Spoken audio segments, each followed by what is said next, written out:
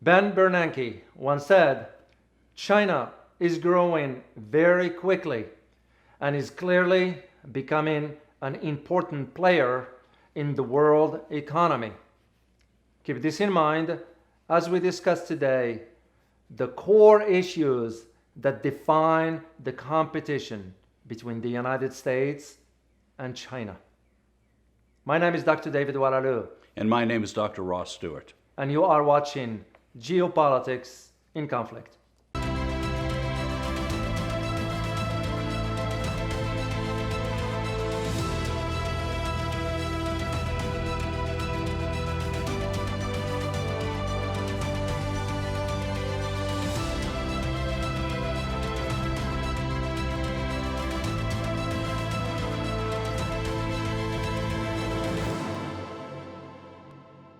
As is our custom, we want to thank all of you for your wonderful comments. We appreciate the encouragement, the positive feedback, and the information that you're sharing with us.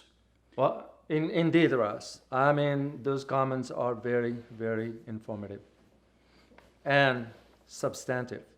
So, Yeah. we thank you so much for that. We also take this opportunity to thank our Patreon members for your support. We want you to know how much we appreciate it. And for you, if you like our videos and you like to consider supporting us, consider joining a Patreon membership. Once again, thank you very much. Back to our fascinating topic, Ross. This is really a fascinating one, and I'm glad we're doing a deep dive into it. It clarifies a lot of things for me. What we have right now is the underpinnings of the democracy that we've all enjoyed for a long time have really come under question. The reason is we see China is, with a very different model, is being so successful in terms of getting things done. Well, indeed. As a matter of fact, what we're seeing is the Chinese economy is ahead of schedule in terms of becoming the biggest economy in the world. What do you think here, David? You're absolutely correct, Ross. I mean, you're spot on for the fact that for the last 4 decades, the argument has always been, okay, is China only after the economic aspirations, or is this competition only based on military supremacy? Could it be something else? There are those who argue that ideology might be playing a role into this as well, which personally, I don't see it as of today. What I'm seeing is China's building that economic structure that needs to build upon. And that's where they are going with. And today, we're going to delve deeper into this issue and provide you some perspectives. Let's take a look at the early 60s. Certainly. What was going on in China, what was going on in the United States? What we saw is there were a lot of turmoil in both places. The economy of the United States was pretty darn solid, and we were having demonstrations in the streets. China was having China had some serious problem. Agricultural policies were some sort of a failure, if I may use the term. But also China had some purge on intellectuals from the cities and so forth. In other words, there was some turmoil into China at that era. Of course, because they were coming out of the cultural revolutions and so forth. Oh, yeah. It was till the death of Mao in 1976. Right after which Deng Xiaoping, I hope I pronounce it correctly. Deng Xiaoping. There we go. Took over the realm of power in China. And boy, did he get pushed back, but he made the world a different place. Well, for sure, because his argument at the time was he was willing to challenge the assumptions from the party and meet with Western leaders. I remember reading about his meeting with Margaret Thatcher of Britain. But what was interesting about him, because he's considered one of the key leaders in Chinese history, what was interesting about that I found personally interesting was his visit to Houston in 1979. Yeah. I found that very, very interesting. Whoever thought that, the leader of the Chinese Communist Party would go to a rodeo. Yeah, it was indeed. And he even wore the hats and looked like he was having the time of his life. Yeah. Well, actually, he was. But also there was the other agenda that he had. And the agenda was to open up China to the world. As a matter of fact, he was known for having a good personal relationships. He was good at that, based on the reading that I've conducted. And what was interesting about that time, Ross, was indeed that visit opened up China to the world. It opened up for foreign investment. Exactly. And Well, you know, part of his history was he fell out with Mao Zedong, and he back had in to go the through, back in the 40s. back in the day, Yeah. and he had to go through re-education, and he had to Rehab of sort. But he was so flexible and so intelligent that he managed to come back and be the leader of the party. Yeah, well, That's very impressive. It was, because right after that time, when you start to see investments pouring into China, China requested one thing and one thing only: that will be a local partner with the foreign entity and the share of technology. That was brilliant. Well, because the miracle of China's economy today was based on that era. Right. And that was the strategy of why China is what it is today. And that particular policy really paid off for everyone. Exactly. And this is why there is now the current argument in the West. Is China trying to promote its ideology? You know, Do you see any evidence of that? I don't, as of today. I don't see that, because China is still focusing on the economic prosperity of its nation. People. Yeah. Yeah. And this is why it was always that argument, well, in China's one-party system, they will not be transparent, you know. You look at it from, like, for example, when the Tiananmen Square incident happened, yes, China did crack down on dissent or whatever, but at the same time, the locals, the Chinese, were content with the economic changes that were happening They could see them. because they were reflecting on them. Right. So basically what China was trying to do, and we're not defending China here or justifying its action, they can do whatever they want. All we're saying is, to them, the arguments of maintaining the strategy in place with no distractions whatsoever. And this is why China is known for the China model, the Yeah. 4 key principles, the focus on economy. Which they're doing quite well. Well, look where they are today. How about national pride? National pride. We are Chinese. That is correct. And the third one has to do with Party discipline. body discipline. And you see this. This You is certainly do. You're absolutely correct, Ross. This is why when they have their meeting, the annual meeting, whatever, any issue has to be discussed right there. You don't go after the meeting and say, well, I didn't like this, I didn't like that. You had your chance right there. And we've certainly seen leaders like even Xi Jinping. His real adversaries seem to lose power and go away. Of course, it is one of the party core principles. No challenge. No challenge that isn't resolved over time, and no real opposition, no challengers, serious challengers to the good of the party. Yeah. My thinking about that the fourth point, Ross, is what China aiming at that is no distraction. No distraction. That's the way I look at it. You know, yes, what we saw, for example, in Tiananmen was, you know, kind of... It was horrible. Yeah, but at the same time, the economy, their economy, was performing, and the Chinese were okay with that. They were okay with where the economy was headed, because also the trust in the system. That's amazing, isn't it? It works for, you know, they're a different system than ours. That's not like us, but you it know, works even for Xi them. Jinping, when he talks about different culture, different history, different people, different solutions to life's problems, and he seems quite content with, let people be who they are. We're Chinese, and we're going to do it our way. Exactly. You know, one of his latest speeches, he was abundantly clear about it. Now that's part of also of that nationalism, because this is where it becomes, to me as an analyst, I'll think of it in terms of, okay, is China's approach to what's going on ideological, or is it nationalistic? And I will go with the latter. I will It's more too. nationalistic because they're thinking of the interest of China. As a matter of fact, just today, this morning, I had to read some reports, and one of them has to do with China's investments in the energy sector in Iraq. Oh, how interesting is that? Yeah. Well, we all know Iraq's place in the oil production, And here's China right in the thick of, of a country that is not sort of stable, if you will, willing to take that chance because of the interest of the country. I'm so impressed. It's not that I'm a pro-China person, but I'm so impressed with they're willing to deal with the Taliban successfully. They're willing to deal with the Iraqis successfully. What do you make of that? Well, it's because they don't care about what your religion is, what your ideology is, what your philosophy in life is, whatever. What they care about is, are you willing to do business? Do you want to get involved in a business transaction? So their conversation with the Taliban, it's a strategic one. We all know where Afghanistan is headed. As a matter of fact, we're going to do a show about that one soon.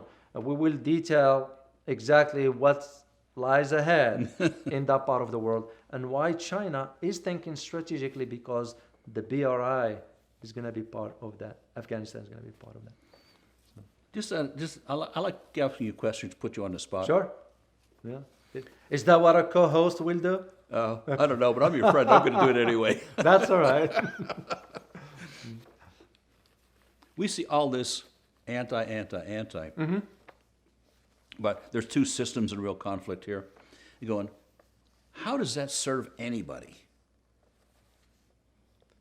By denouncing China as, well, they're bad or whatever. Well, it's because usually when we say, as an example, and I'm going to just provide this example, when we say, because I've heard some scholars in the West, I shall not generalize, of course. As an academician myself, I have to keep up with these readings and see where the academia is thinking or presenting the arguments regarding China. Well, one of the arguments is that, because their system is one-party system, is not transparent, which means they have the opportunity to hide behind behind closed doors. They don't want the party to look bad. That's one of the arguments. And the example they providing with this is technology, by saying, for example, look, China is turning into a police state with all these cameras and doing this and doing that and watching this and watching that. Unlike the United States, who's doing it secretly, and unlike Great Britain, who's doing it publicly, and they're the most spied upon people on the planet is Great Britain. So what's different than what we're doing versus what China, except China's doing it openly? So when you are walking downtown Beijing or whatever, the cameras are looking at you. Right. Well, we don't know in the United States or some countries in the West, why certain agencies will have to read your email for no reason. When it's stated in our Constitution, at least for us in the United States, that the government shall not abuse its power. As the Third Amendment, Right. Rights to privacy.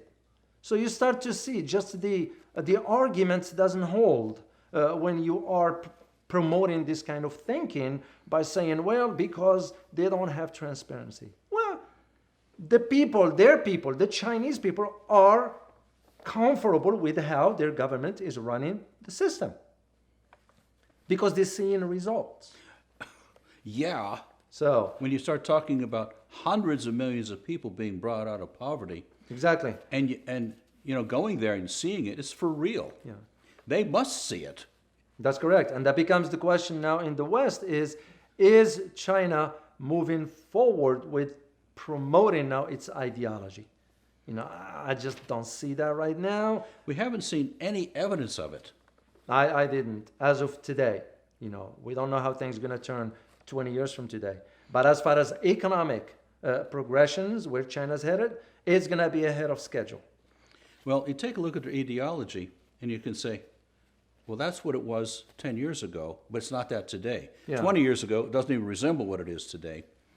And my second question to put you on the spot. Sure. How is it that the Chinese Communist Party can call themselves communist? When they are using capitalism. Marx, Lenin, those guys would be turning over in their graves if they saw the communist demonstrate the communist expression in China.